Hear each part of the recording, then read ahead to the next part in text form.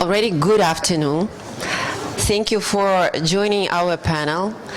And today we will talk about why is it right time to do business in Ukraine. My name is Svetlana Mikhailovska and I'm Deputy Director of the European Business Association, which is the biggest international business community that operates already in Ukraine.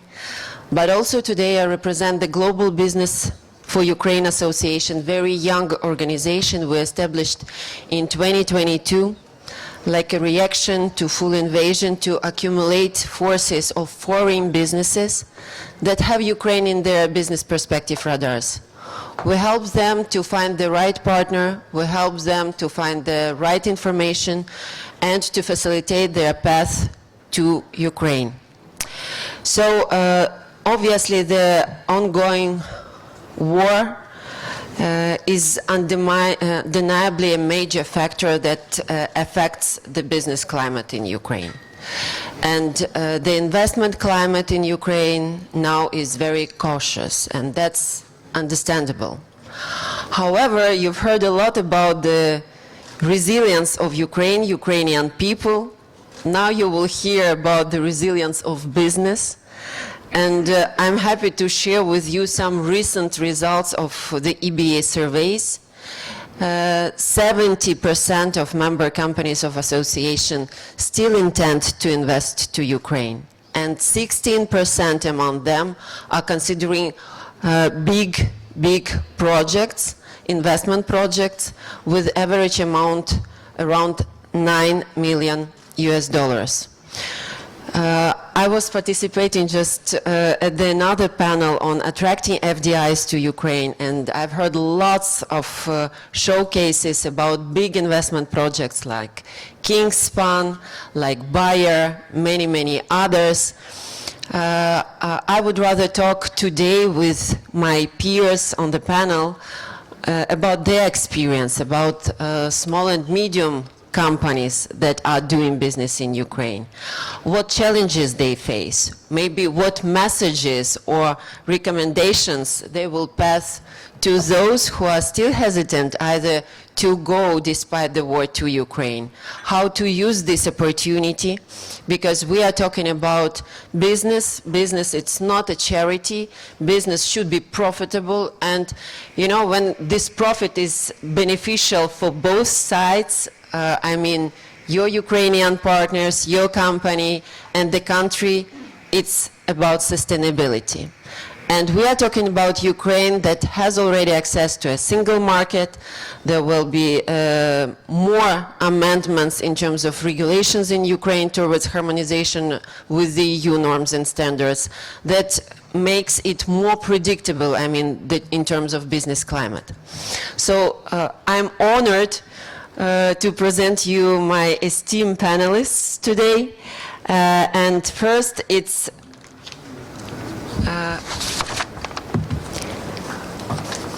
Pavel Dziukuński. Hello. It's Vice President at FACRO. Yanis Azalinsk. Yanis, it's DG NEAR European Commission. Jakub Boratyński, Director General for Internal Market, Entrepreneurship and SMEs at the European Commission.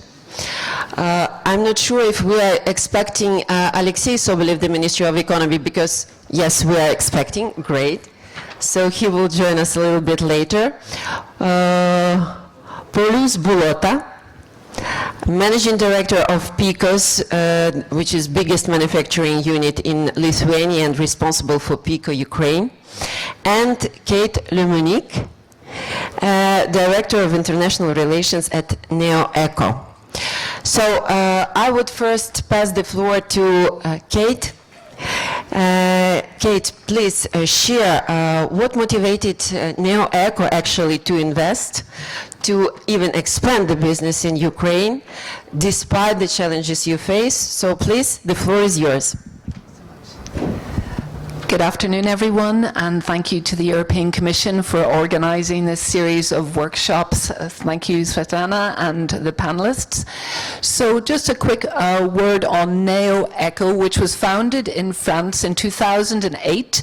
So we have 16 years of experience in the circular economy, working on all the major infrastructure projects in France, including the new metro line around Paris, where we excavated 45 million tons of earth and went on to re-inject them into the metro stations. Going directly to the point of NeoEco Ukraine, apart from our moral and ethical obligation to assist Ukraine, NeoEco Ukraine was born out of passion. Our wonderful project director, Bart Gruyere, his wife is Ukrainian, and when the invasion happened, he said quite simply, we need to bring the circular economy to Ukraine because today there are at least 800 million tons of war debris, which we believe can be recycled, and we've proven in Hostomel that Ukraine can rebuild itself using its own waste streams. To give you an example, if we take the wonderful city of Kryvyi, 128 kilometers long, there are 8 billion tons of industrial waste waiting to be recycled, and we believe that wonderful reconstruction materials can be built from these materials. So our first pilot project in Hostomel, we deconstructed 4 buildings, 50,000 tons of rubble, with a 90% recycle rate, and then sent those materials to Ukraine and France for independent testing to prove that these materials can be indeed reused to reconstruct Ukraine. So I don't know what slide we're on now. Okay, thank you. Okay, so that's France. NeoEco works in 21 countries worldwide. So what is NeoEco Ukraine today? So we have 10 team members. 3 of us are based in France, but we travel regularly to Ukraine, and our main office is in Kiev and in Mykolaiv. We've done and are continuing to do 20 projects in Ukraine, ranging from Kiev, Mykolaiv, where we're doing a lot of work with veterans and a low-carbon cement demonstrator. Soon to work in Sumy, Chernivtsi. We are doing a bio-based insulation EU project, thank you, in Cherniv with a number of Estonian and Ukrainian partners, and we hopefully will be working soon in Dnipropetrovsk and Chernivtsi.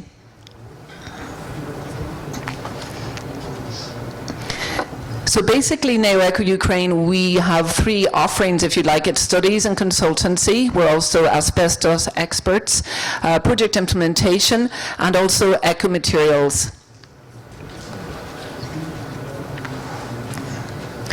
One of the first things I'd like to say in terms of financing, and this is a major thank you to the French government, who has a very interesting financial instrument called the FASEP, and this allows SMEs such as ourselves to springboard innovative projects abroad. This means that SMEs do not have to put up the money themselves, and it de-risks this investment and lowers the barriers to entry. So thank you to the French government and the FASEP financial instrument. Quite frankly, if that had not happened, I'm not sure we would be there today, but I'm sure we'll come back to this topic. From Hostomel, we went on then to work with the Danish Mission East, working with veterans that we see as a wonderful resource of labour and experience in the country. With UBS, we did a dual design project with children, so incorporating vulnerable groups and young people into sustainable projects in Ukraine. That's the EU Life project I mentioned. And finally, I'd like to say a quick word about our low-carbon cement demonstrator plant. So that's slag-based cement in Mykolaiv, hoping to produce 100,000 tons of low-carbon cement in 2025. And finally, very proud to say that working with Gensler and Kundal, we've just won the Norman Foster Kharkiv Housing Challenge, and some partners. So why Ukraine?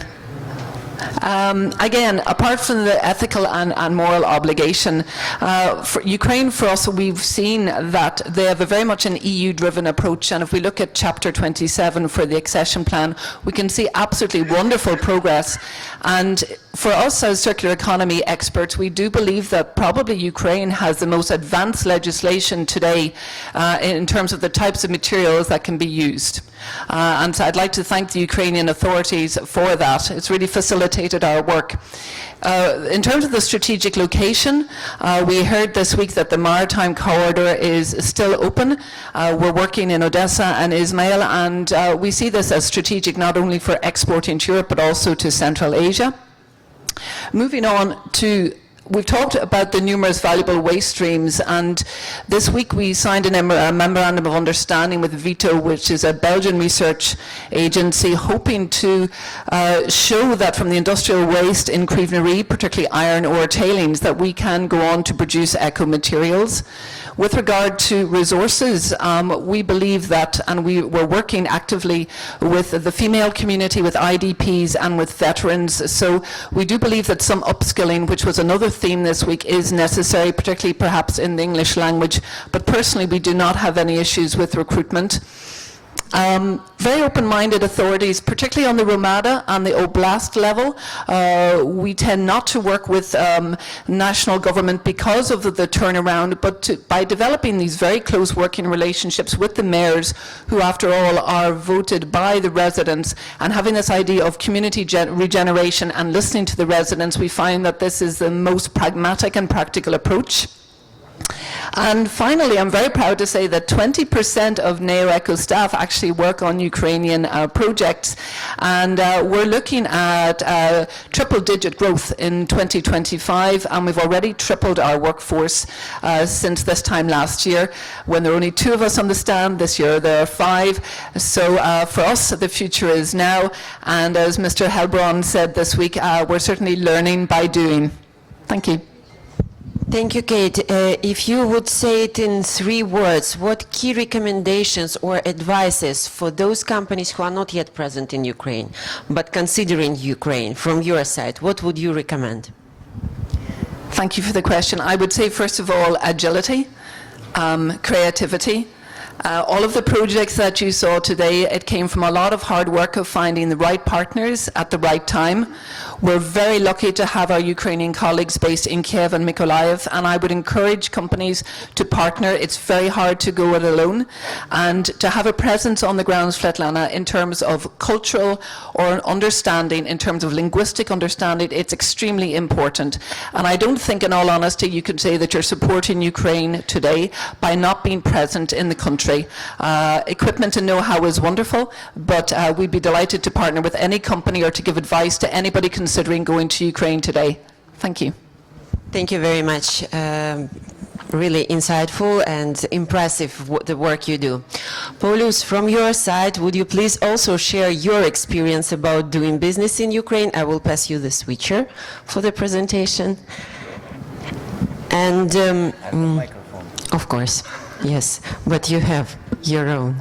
Okay. And which one here is to switch the slides? I guess there is a sign. Yeah. Yes. Okay, challenges, opportunities, and again, why Ukraine? Why now? Why Ukraine? Why now? Because definitely the situation in Ukraine is special and quite complicated now. And probably that's also related why we are there. But quickly, a couple of words about our company. Yeah, so our company is Peiko. It's a Finnish family-owned company. It's not a huge multi-billion-dollar corporation. It's like, we could say it's a medium company worldwide. Our turnover is about 250 million euros. It's over 2,000 people. There are quite many locations, but mainly we are concentrated in Europe. The main factories are in Europe, in Finland, Slovakia, Germany, Lithuania, Romania, and Ukraine we also consider definitely as a part of the Europe. So what we are doing in the construction sector. We are working with the construction companies are our clients. The precast companies are our clients, especially precast companies. They are doing the concrete elements.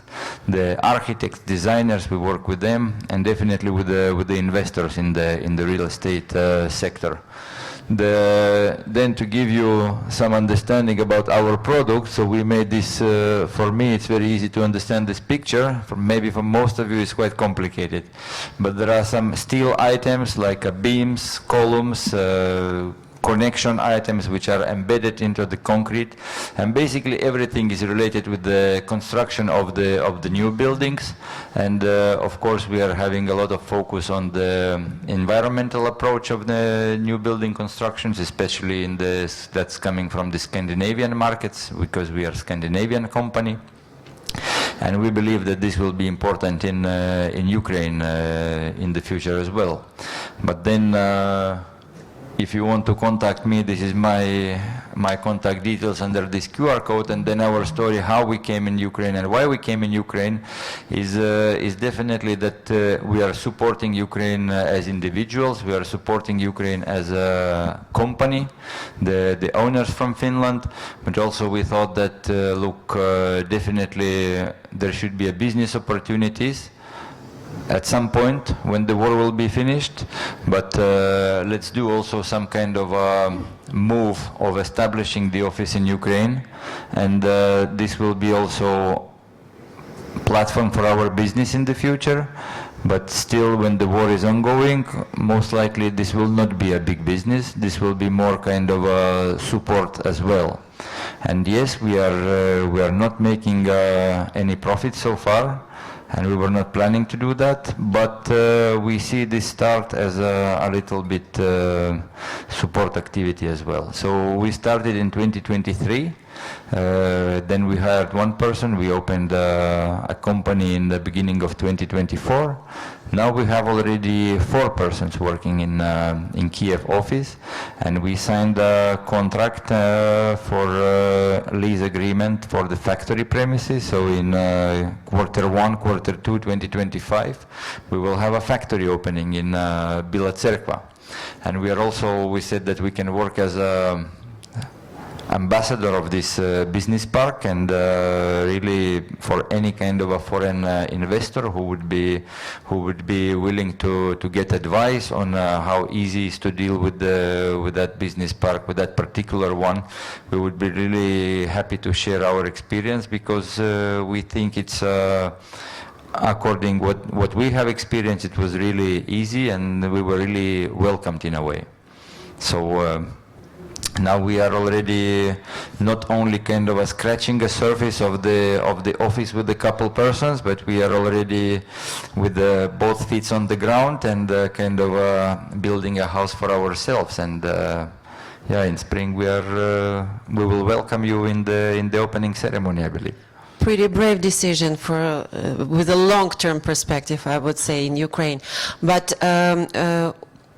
if you would be able to ask for any assistance from the government, Ukrainian or European, what kind of support do you need, your company needs, in terms of being profitable? Because it can't last for a long period of time without any profit or benefit for your business development. Maybe our company would not need to ask for some kind of a direct support. You are but very rich, huh? No, it's not that we are rich, but in general, when there will be ecosystem of the construction, when it will improve and start functioning properly, this will automatically create for us opportunities to earn money. I mean, we don't need any direct support. Of course, we are facing challenges as every company in Ukraine, I believe. The shortage of the people, and then the qualification of the people, and then, how to say it politically correct, stability of the workforce availability. Huh?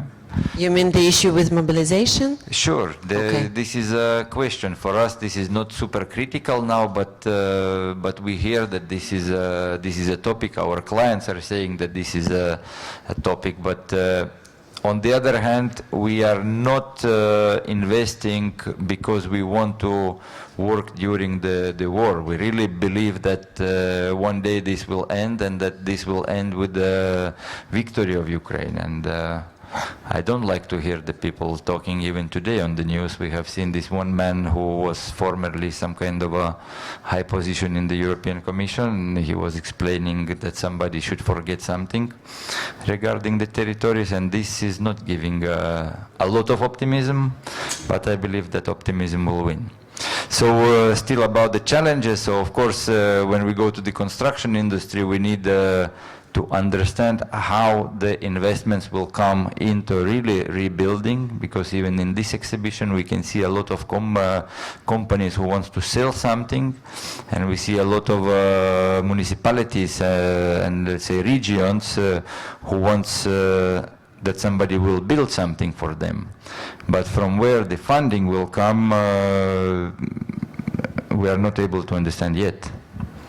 And Hopefully we will. Yanis will a bit provide some insights from the European Commission. So that would solve a lot. On the other hand, Ukrainian government and officials, they have a clear vision that they want to, that they see the future of Ukrainian construction industry towards European rules, European way, Euro codes and all the other regulations, they will be adopted, and we think that this is the right way to go.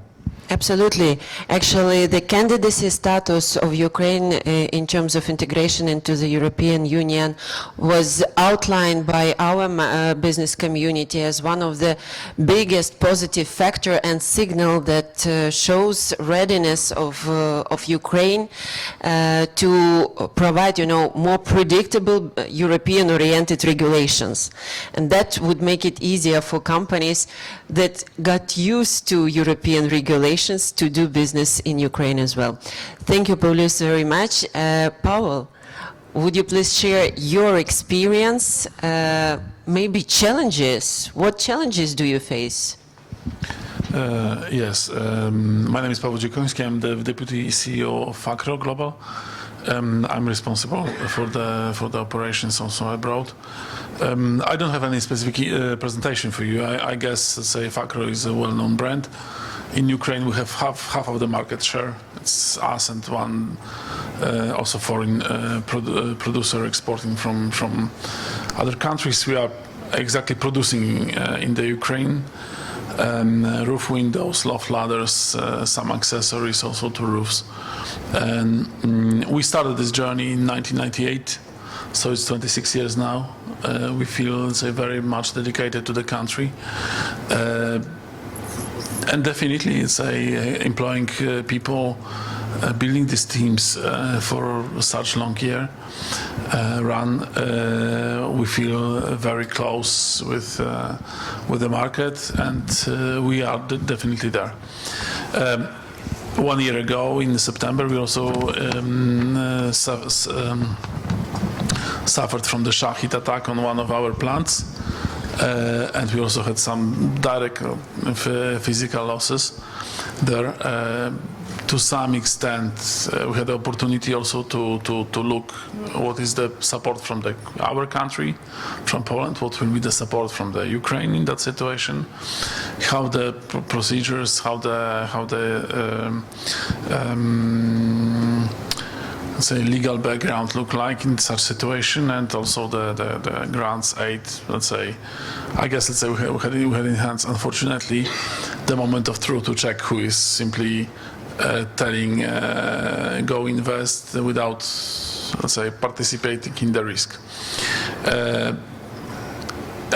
I will focus on in that situation that I like very much the response from the city of Lviv.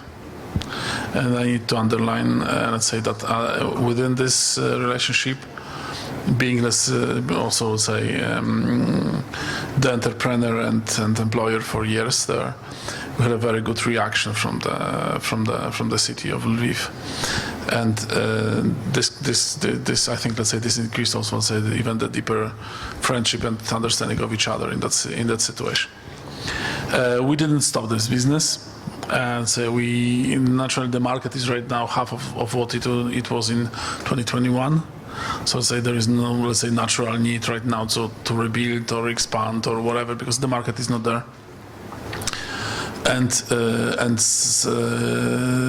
we also have some backups in the production plants that, you know, if something happens in one of them, let's say, it does not necessarily that, I know, let's say we cannot increase the capacities in other ones. So it's exactly the case that we have some let's say redundant lines ready to speed up once the market is up. Of course, I will be very happy to answer your questions. So maybe I will just respond to the question about challenges. What I will see, let's say, in the coming future. I will put 2, but if your question will go deeper, I'm ready to answer the next 20. Okay, and so the 2 right now, let's say, for the sake of time, the border and the custom. So let's say right now we have regular flights to our plants, Poland, Ukraine, and then back. And the situation, let's say, let's say, if we are talking about the situation that we are participating in defending, that we are talking about the really, let's say, hand-in-hand interactions, and then there is, I don't know, the strike of some, I don't know, let's say, trucks drivers or whatever. Oh, it's impossible. Let's say it's a joke. It's a joke. And so it's imagine, let's say, if the rebuild is really there, this border will be, let's say, full, let's say, with trucks on both sides, delivering the goods and traveling back, okay, to load and deliver new goods, because the Ukrainian infrastructure and market is not sufficient, let's say, to rebuild. It's definitely. When we look at our situation, let's say we are sourcing components from the Ukrainian suppliers, but let's say I cannot imagine supplying anything to our windows in terms of glass from Ukraine, because it's not possible. And let's say so if you want to have windows, you have to have glass from outside. And let's say if you block this border, or let's say or block the cars traveling back, definitely, let's say, you will not have windows. Let's say it's not only our story; it's the story of the whole market of facade windows, roof windows, let's say, whatever. So this is the topic number 1. This should be somehow, let's say, I cannot imagine. Let's say you are in, let's say, Ukraine is in a war situation that there is, I don't know, let's say, some strikes. Let's say lowering the trade exchange. I think, let's say, like Paulus said, let's say, you are looking for some diplomatic words in one of your sentences. I'm not looking for any. Let's say it's why should I? Let's say. And another challenge, let's say, it's for everybody who wants to enter right now, let's say, be ready and calculate, let's say, deeper pocket. Really, let's say, not for bribes. We are not paying bribes. Let's say, but for the losses. Because really, let's say, there is so many vulnerable parameters in the business model. Let's say, rotation of people, increase of salaries of people.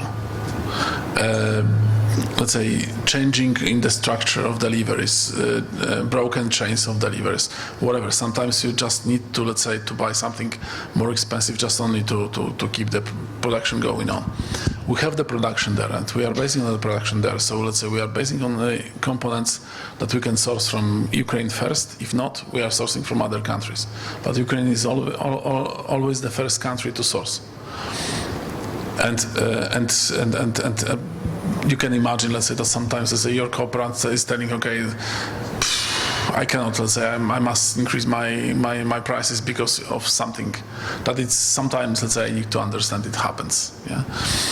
So definitely, let's say, in every form of, I don't know, you can take any consultant you can take, but even, let's say, with full trust to what the professional consultants are telling you to take into account drafting this business, be ready, keep the liquidity as a standby liquidity to support this business, because you need to be very, very patient.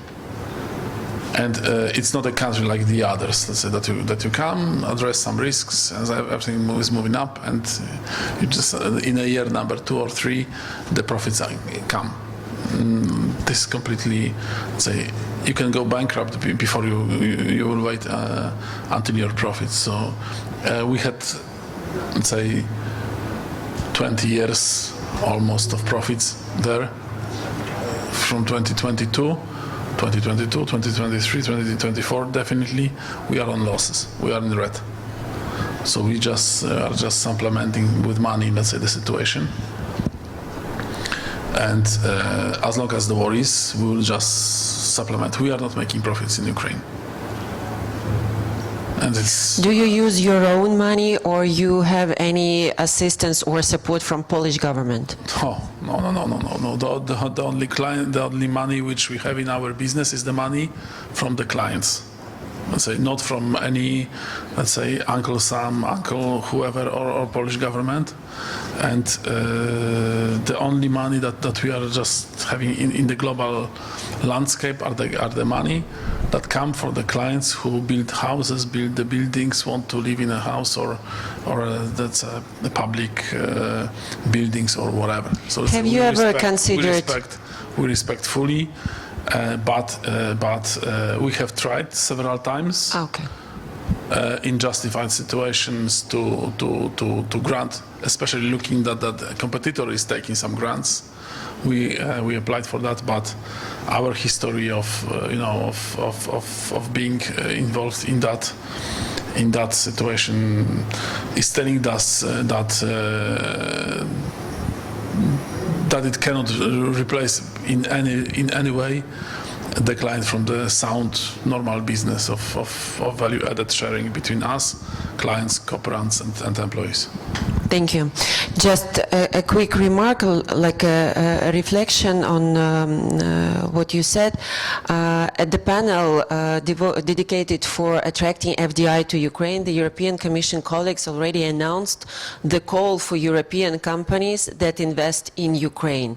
So this call is already announced. It's about some financial support for European companies purely. So I guess we will get more details, and we'll share this information about interested companies, and I guess it might be a very helpful tool for you. Let me switch to Yanis. Yanis, maybe you can elaborate a little bit more about the opportunities companies have under the investment facility. What are the tools already available there to support companies, for those European companies that are already in Ukraine, and for those who are still thinking? Maybe bit more insights from your side, please. Yeah, thank you so much. I'll take this mic off. Sorry.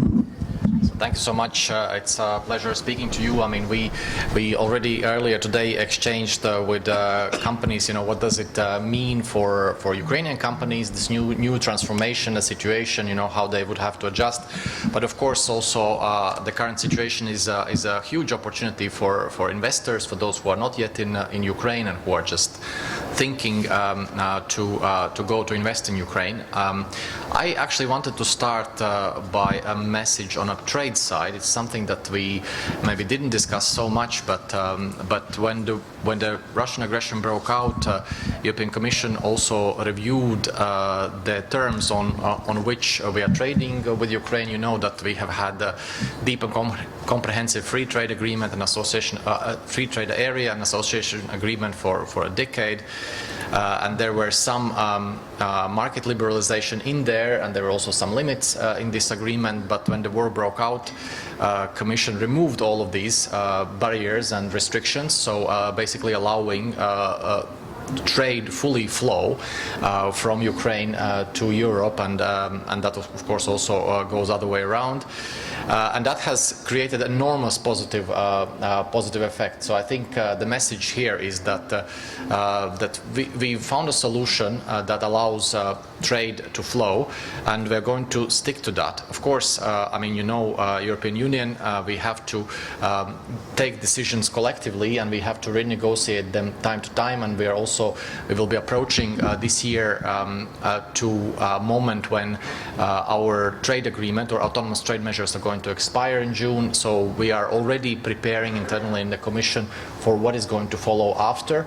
And I can assure you that there's going to be a solution found by June that's going to ensure that trade is going to flow. It might mean that we will need to take into account the experience that we have gone through in the past 2 years. So of course, we have also observed, especially on some selected agri-food products, a discontent on some of the markets, which is of course raised mainly, in our opinion, by the fact that Ukraine is making a huge competition to the producers in Europe, and it is something, you know, that we will have to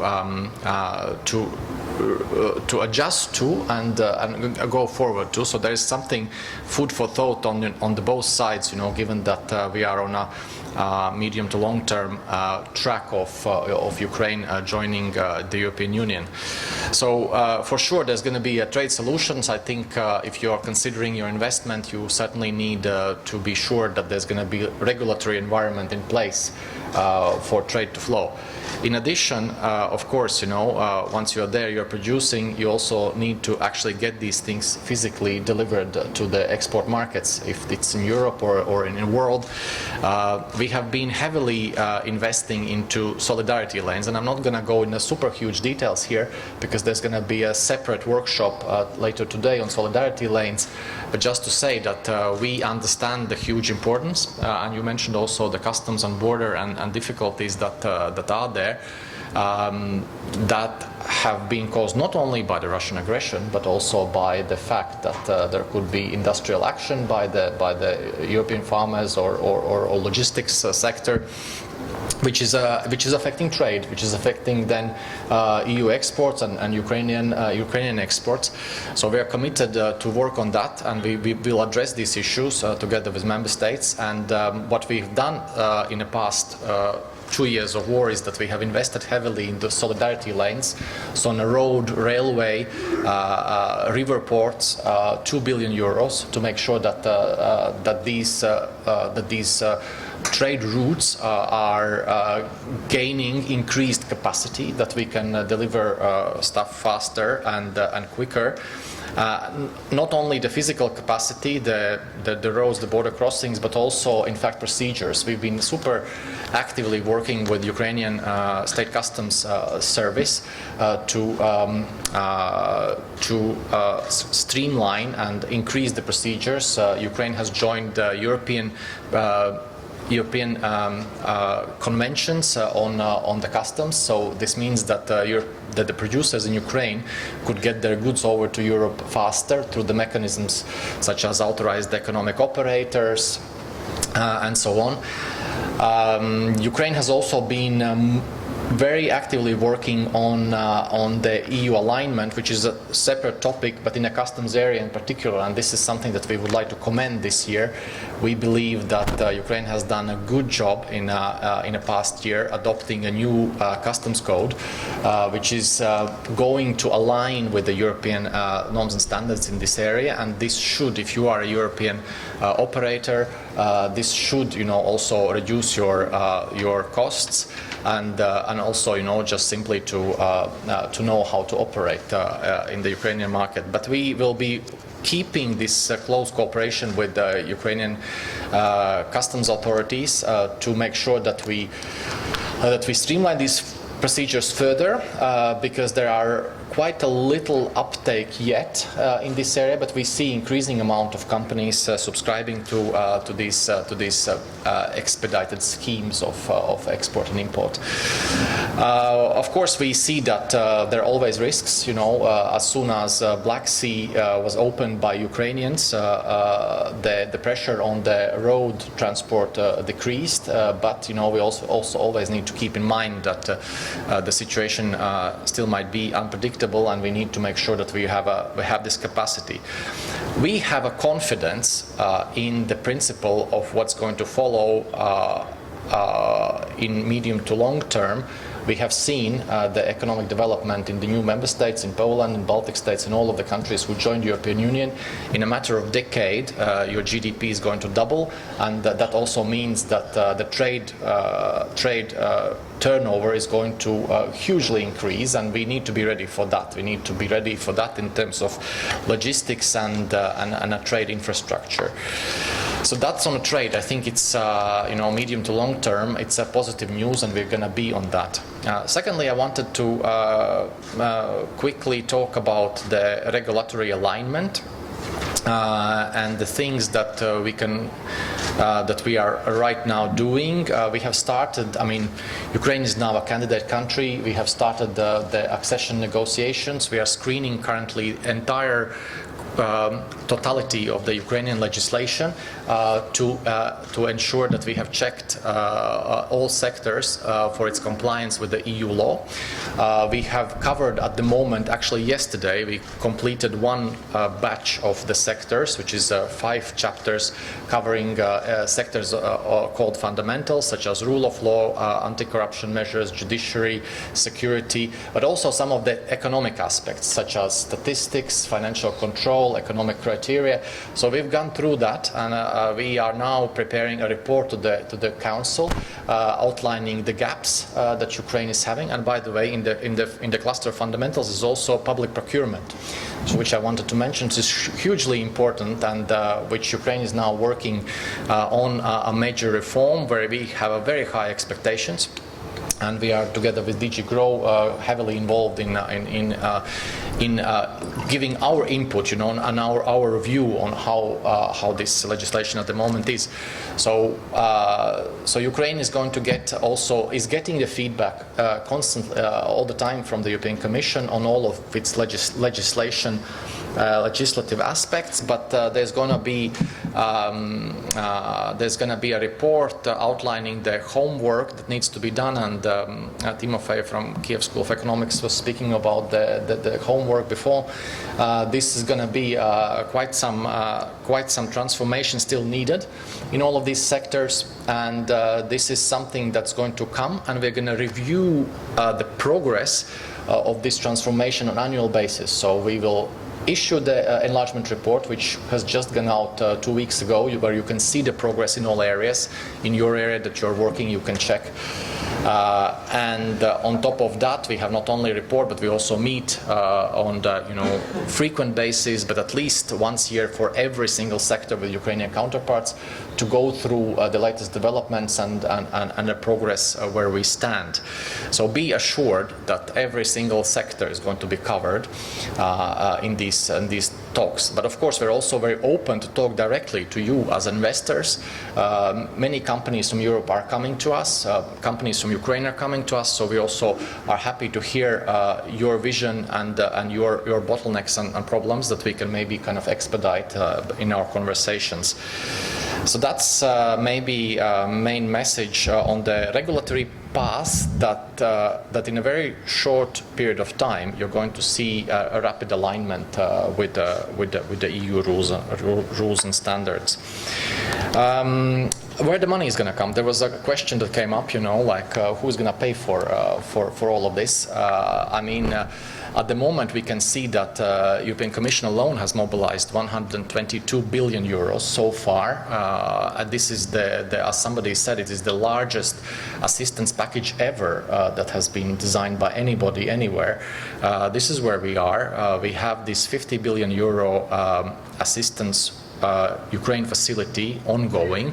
Some of it is the money that goes directly into the Ukrainian budget upon completion of reforms. So it would be for Ukraine to decide how it's going to spend this money, and it is spending, and this money is destined to be spent on social financing, on reconstruction according to the Ukrainian norms and standards, and this is where the payment should come from. The other batch is what is discussed in the other room, is the investment framework, right? So that's going to go through the banks to the companies, and that would also create an economic activity, including economic activity in the construction sector, where we expect I mean, there are different estimates that I suppose, it depends on the sector to sector, what can they generate, but we are again talking about the economic value of tens of billions of euros, and we believe that this all combined should generate sufficient economic activity to sustain the situation for the time being, and of course we hope that the war will soon end, and then there will be a new period of reconstruction that would be a complete game changer, and I hope that this is going to come sooner than later, and that the peace and the victory will prevail for Ukraine. Thank you very much for these words, indeed. By the way, my follow-up question would be, thank you both, and Pavel and you, Yanis, for referring to the border issues. I guess that's indeed very important for both Ukrainian companies and European companies, and we face it on a daily basis within the European Business Association, because number of companies are exporting and importing. And sometimes we are not exporting directly to Poland. Poland like a transition towards the products that go much further. Ukrainian agri-food processing industry is a proof and a solid basis for international stakeholders to come to Ukraine with their projects and maybe to join to existing ones. And one more thing, maybe you can highlight some specific options in energy, construction, maybe logistics segments you are already interested in. Thank you. Okay, who is willing to answer? Any feedbacks? Okay, Pavel, Paulus. About construction, about agri-food, I don't know. I'm from construction business, but in general, the resilience of the Ukrainian businesses, this is really a good sign that it makes sense to come here and to do business together with them. And from the construction, I think government could influence more the regulation side of the construction rules and laws which are regulating the industry, regarding the certification of the products, regarding the usage of the design codes, regarding the protection of the intellectual property rights of the European companies who would come to the Ukraine with their solutions. Because in fact, intellectual property rights protection will be and can be important topic. Maybe. In terms of energy, definitely, let's say you suffered a lot, and it's the current capacity, let's say, used both for private households, industry, and transport as well, will not be enough to support the, let's say, investments, new productions, and new let's say transportation, let's say, in the moment of regaining the power after the right moment. So definitely, let's say, what happened in Poland, I think, let's say, we have a lot in common with roofs, doing roof windows. So let's say we know what happens in the roofs. So in Poland, we have more than 2 million PV installations on private houses. What happened in Poland is also, let's say, with support from the tax deductions. So tax policy was involved in that. We also developed heavily PV panels to use solar energy, also in the industry.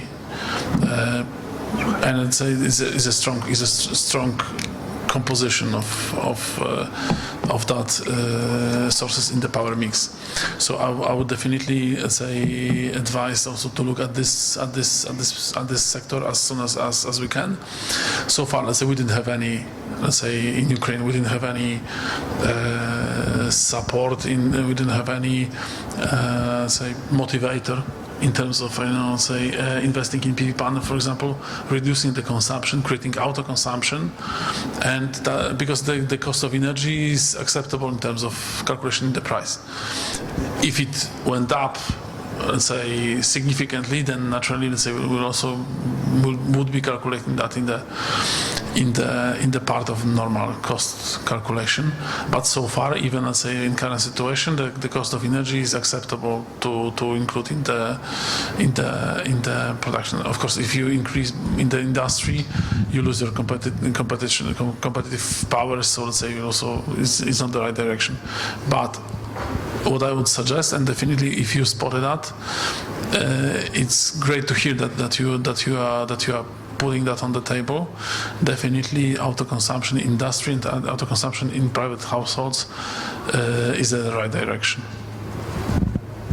Thank you. I can add very quickly one more what government can influence. I mean, for example, you can become a leader in Ukraine regarding the CO2 calculation, for example. Yeah, in Europe there are many countries having different initiatives, and for the new buildings, the CO2 calculations during the life cycle of the building, if you would implement this with the rebuilding of the municipal buildings, you could show really a good example, and that should also help to attract some funding or investment from the especially very well developed countries, yeah, because they would like to, if they invest, they would like to build really CO2 neutral buildings.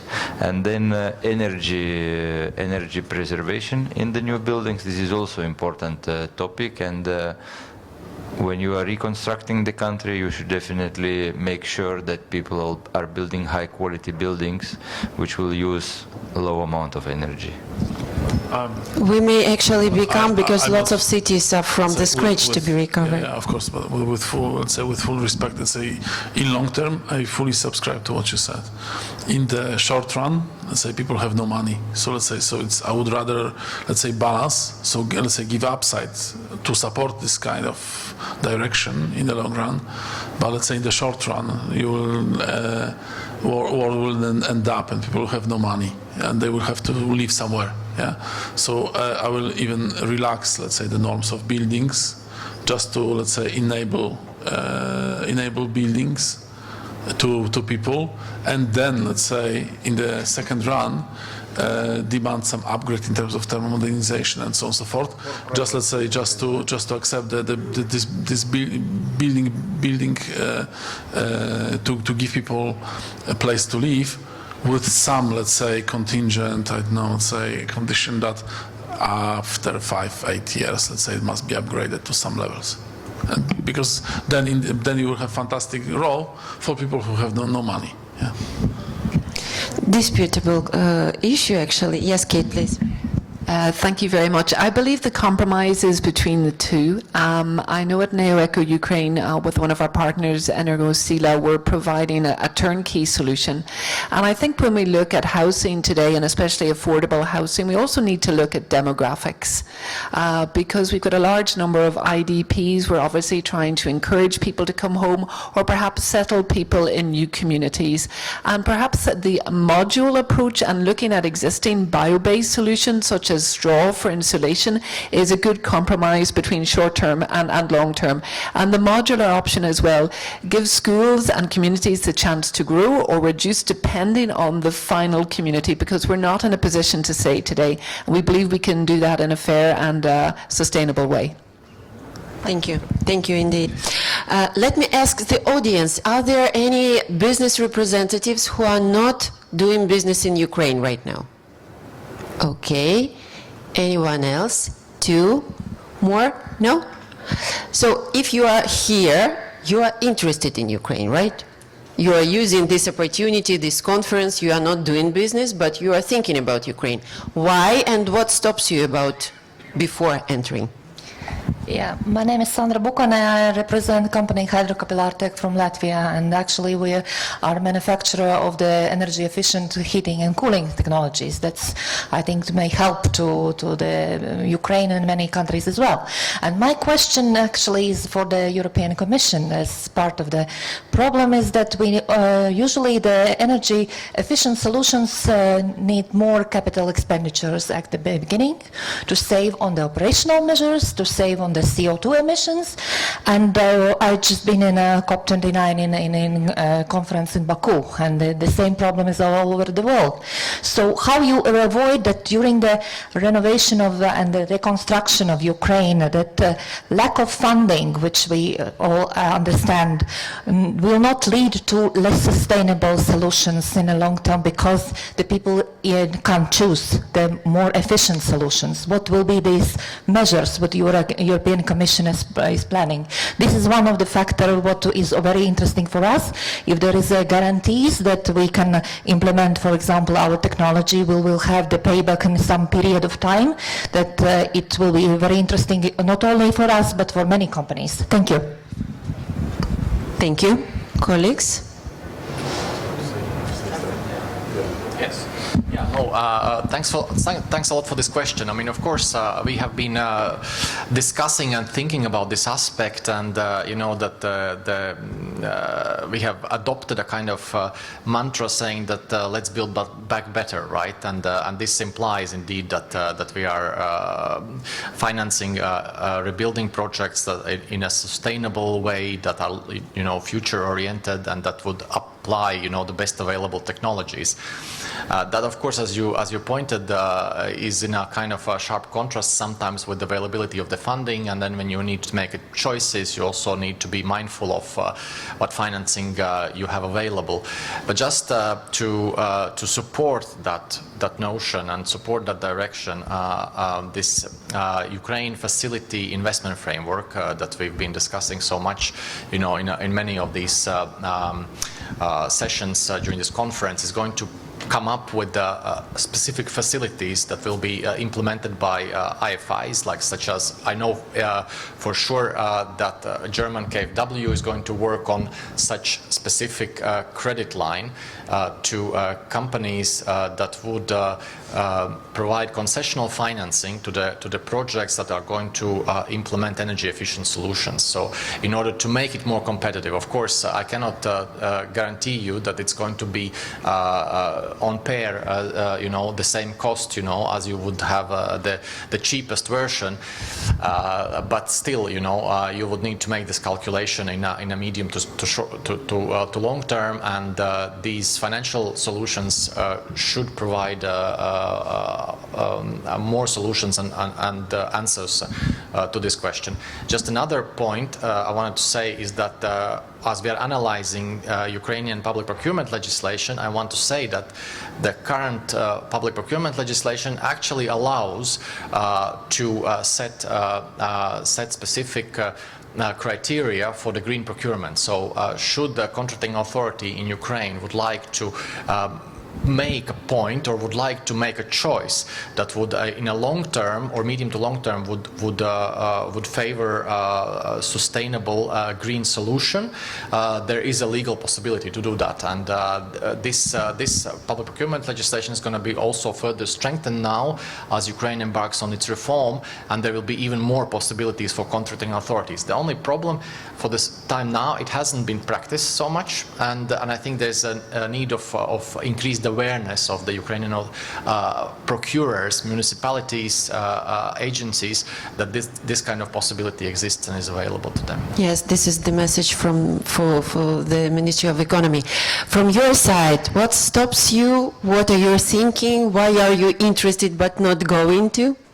And maybe any questions to our panelists. This conference, hello everyone, this conference has been an occasion to contemplate and maybe investigate how safe it is to go and, you know, invest. I represent a logistic company, intermodal operator from Poland, also a part of the global PSA group, so container terminal operator in Europe, in the world. And so we're trying to assess the risk of going into Ukraine, investing into infrastructure, terminal infrastructure, also checking out the capacity of the corridor with European countries, trying to find out whether there's going to be that's the tangible need that we can anticipate to high level of certainty and invest. So, thank you for sharing. And I have yes. Do you have any more or less understanding?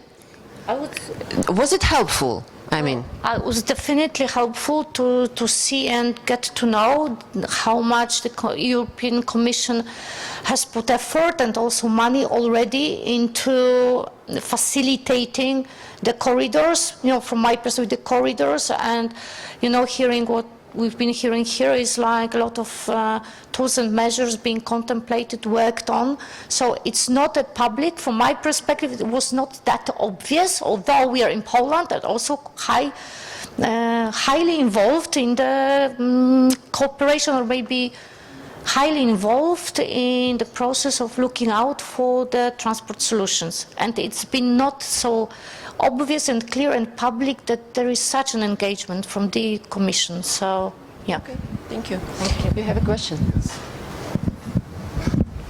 Hello, my name is Batuhan Karasu. I'm representing Metgün Group. We are from Turkey. We are construction firm, and if we want to open office in Ukraine, what is the process? I want to ask your experiences, actually. Thank you. As we were opening the office recently, I can tell that this was quite simple. We found a lawyer, but even it's possible to do it without lawyer.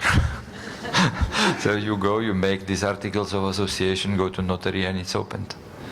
Actually, public services in Ukraine are very much digitalized. So lots of things can be done in a digital way, online. But nevertheless, these are resources available. So please feel free to contact either business associations or peers, colleagues. You have a question because we are running out of time. So. Oh, yes. Okay, I'm Tiziano Rodolfo Roseto. I'm regional head for Eastern Europe for J Group Holding. We do HR services, and we are a member of EBA since a long time, and we are in Ukraine since nine years, more or less. And you were speaking all about the shortage of people, of workforce, because of several reasons. So what we are doing and what we are thinking to do and what we are doing in other countries is to move talents from Asia to Europe. It's something that we are doing already since many years for other countries. Speaking about Romania, Czech Republic, Poland as well. So I would like the government and EBA as well to work on this project, because it's not short term, it's long term, because if I imagine the rebuilding of Ukraine, I imagine huge need of talents and workforce. And the limits is always about immigration rules. I see everywhere. So I would like everyone here to work together to make easy the immigration rule and to work on this project, because I think it's fundamental for the Ukraine growth. That's it from my side. Thank you. Yeah, thank you so much. One sentence to that. It's a crucial need, definitely. So it's one of the challenges that we should. Hello. That we should take into account, and we also, let's say, from our perspective, from our scenario planning, we also take into account the scenario that the end of war is not the moment that some Ukrainians come back, because let's say when you look at this war in Balkans, 20% more or less went back, depending on how long the war takes. People just organize their lives somewhere else. But so there will also be the moment, we are also taking into account in our scenarios, that end of war and Ukrainians fly away. Yeah. Not come back, fly away. This is why. Because right now, some of them, let's say, they are to secure somehow the assets, secure the older generations or whatever, let's say, be there or are blocked.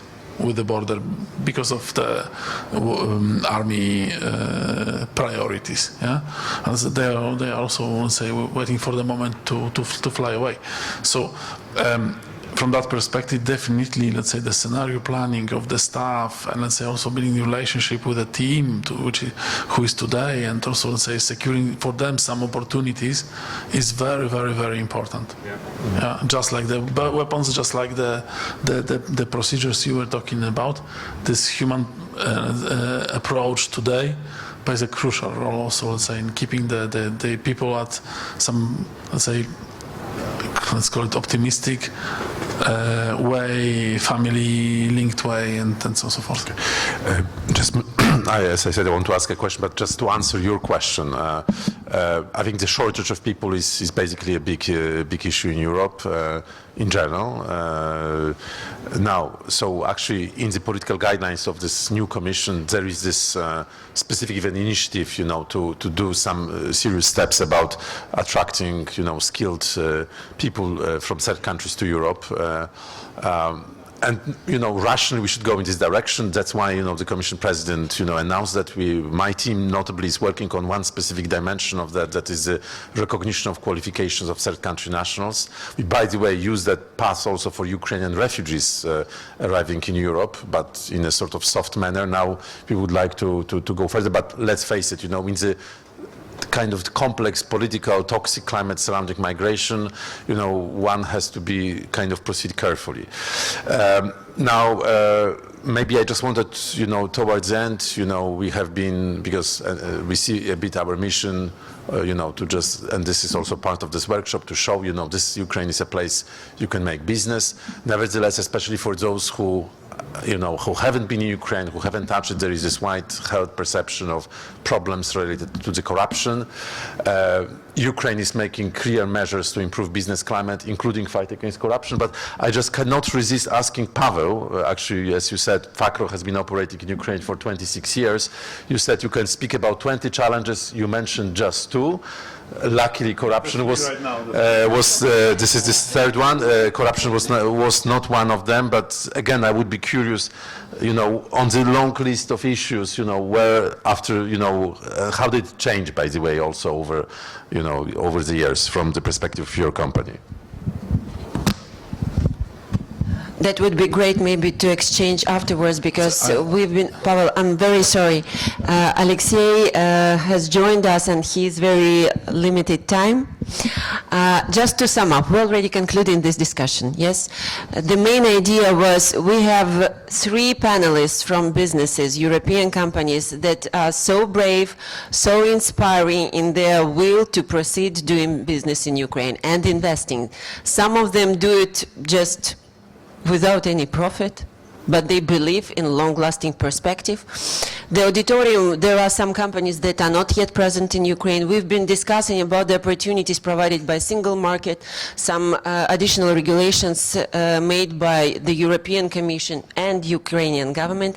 Maybe from your perspective, what key messages you may address for those companies who are not yet present in Ukraine, who are considering Ukraine, but have not decided yet? Some ideas, perspective. I'm not sure you can give any promises, but still in terms of regulations, predictability, fair playing field, or something. Yeah, I'm trying to add to what has been said across yesterday and today, that I truly believe that over the last 2 years we built some additional trust with the investors. You can see that it's actually changing. I think what has changed definitely is this EU integration perspective. So there are plans, there are strategies, they are part of EU integration, and they are being fulfilled. So I've been repeating this over and over. It's just it helps you plan.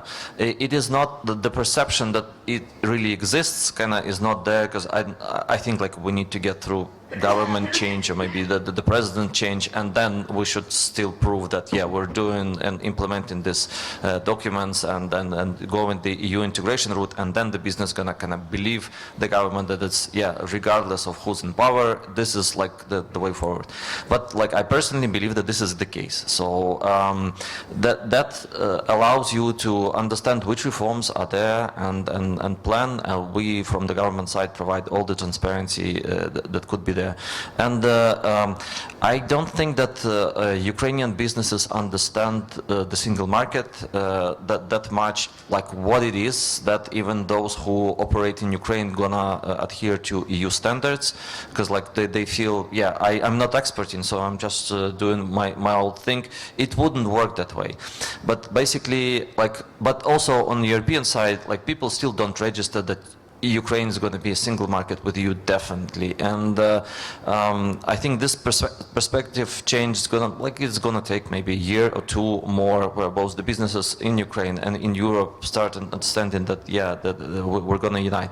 So I think it would be really good if we can do like this together, right? So basically, the EU companies and Ukrainian companies working on it, understanding how it operates, and then building the partnerships, and then like trading, and from trading comes the investment. And from investment comes the rebuilding of Ukraine, and also, so like this EU integration track in the political work that we do, like makes it much easier to do reforms needed, like the rule of law or any others. We just understand that we have to do that because like we need to get into EU.